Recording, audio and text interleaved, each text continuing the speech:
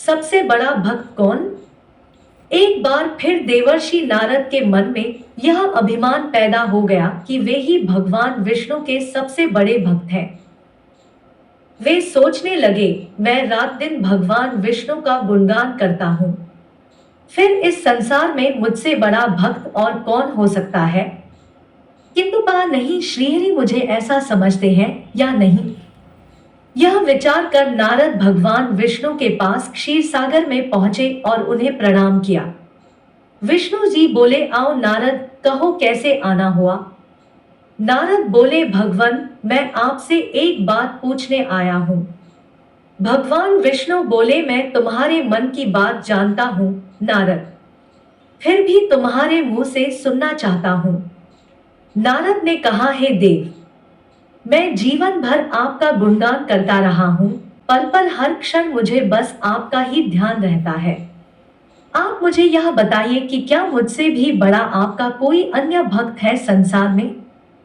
भगवान विष्णु समझ तो पहले ही गए थे कि नारद को अपनी भक्ति पर अभिमान पैदा हो गया है, किंतु अपने मन की बात छुपाकर वे बोले, नारद, इस प्रश्न के लिए तो तुम्हें मेरे साथ मृत्यु लोक चलना पड़ेगा। नारद बोले, ठीक है भगवान, मैं मृत्युलोक चलने के लिए तैयार हूँ। भगवान विष्णु नारद को लेकर मृत्युलोक चल पड़े। धरती पर पहुंचकर दोनों ने किसान का भेष धारण किया और एक गांव के किनारे बनी एक झोपड़ी की ओर चल पड़े। विष्णु बोले, नारद, मेरा एक बहुत बड़ा भक्त यहाँ इस कुटिया में रहता है। आश्चर्य है, क्या मुझसे बढ़कर भी किसी की भक्ति हो सकती है? नारद के मुख से निकला, क्या वह भी मेरी तरह आपका ध्यान लगाए रहता है? आओ स्वयं ही जान लोगे। विष्णु ने कहा और उस कुटिया की ओर बढ़ गए। किसान उस समय कुटिया के बाहर अपनी गाय को बांध रहा था। उसके मुख से हरि हरि गोविंद का स्वर निकल रहा था।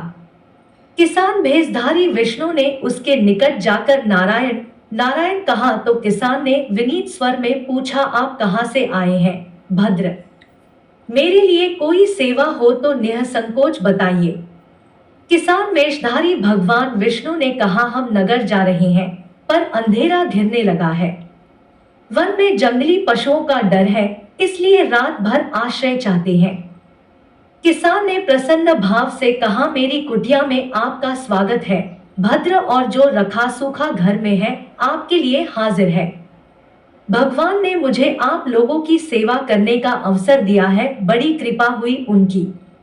बाहर दालान ने एक खटिया पर दोनों को बिठाकर किसान अंदर गया और अपनी पत्नी से कहा, देवी, दो अतिथि आए हैं।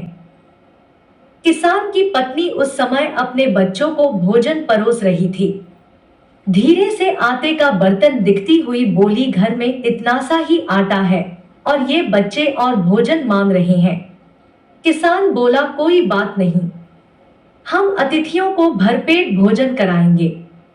तुम बच्चों को आज कांजी बनाकर पिला देना। नारद और भगवान विष्णु ने उन दोनों का सारा वार्तालाप सुना, फिर भी परीक्षा के लिए भोजन की थाली पर बैठ गए।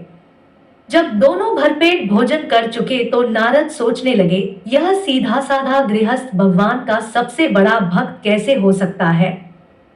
उधर श्रीहरि ने किसान से और भोजन लाने की फरमाइश कर दी। बोले, मेरा पेट अभी नहीं भरा, क्या और भोजन मिलेगा?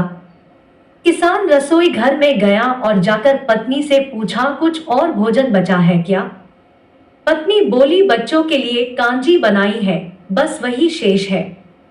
विष्णु और नारद वह भी पी गए। किसान और उसके परिवार को भूखे ही सोना पड़ा।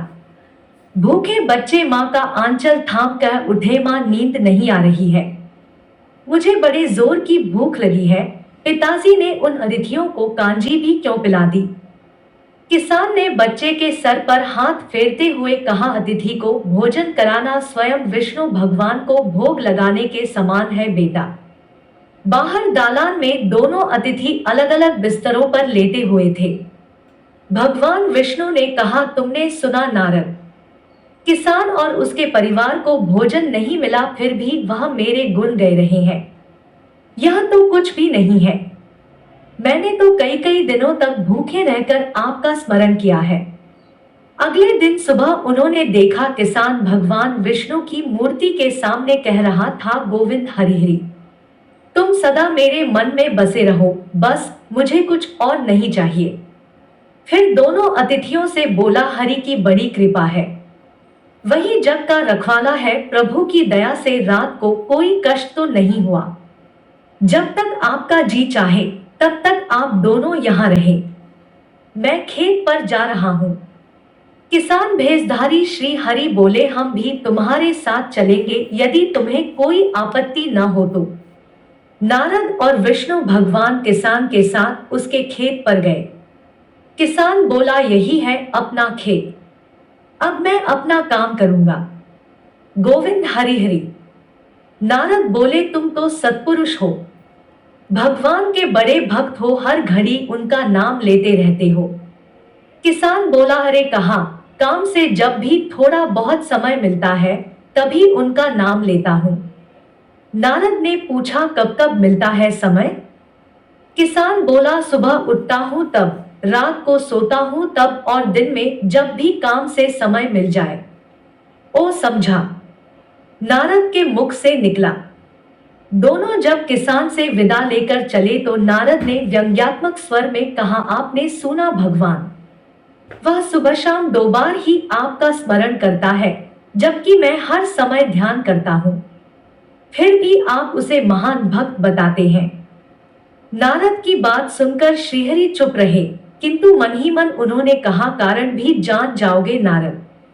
विष्णु ने एक कलश को तेल से लबालब भरकर नारद को दे दिया और बोले, नारद इसे अपने सिर पर रखकर बिना हाथ लगाए सामने वाली पहाड़ी तक ले चलो। ध्यान रहे इस कलश में रखे तेल की एक बूंद भी जमीन पर गिरने न पाए। नारद बोले, यह कार्य सहज तो नहीं है। यह कहकर नारद ने कलश सिर पर रख लिया और पहाड़ी की ओर चल दिए। नारद पहाड़ी तक गए और लौट आए। विष्णु बोले, लौट आए नारद, ठीक है, अब यह बताओ कि इतनी दूर जाने और आने में तुमने कितनी बार मेरा स्मरण किया है? नारद बोले, एक बार भी नहीं भगवान, करता भी कैसे, मेरा सारा ध्यान तो तेल और कलश की तरफ लगा हुआ था। श्रीहरि बोले, तब तुम ही सोचो, वह किसान दिन भर कठिन परिश्रम करता है, फिर भी 2-4 बार मेरा स्मरण जरूर करता है, और तुम एक बार भी मेरा स्मरण नहीं कर पाए। विष्णु की बात सुनकर नारद के अंतर्चक्षु खुल गए।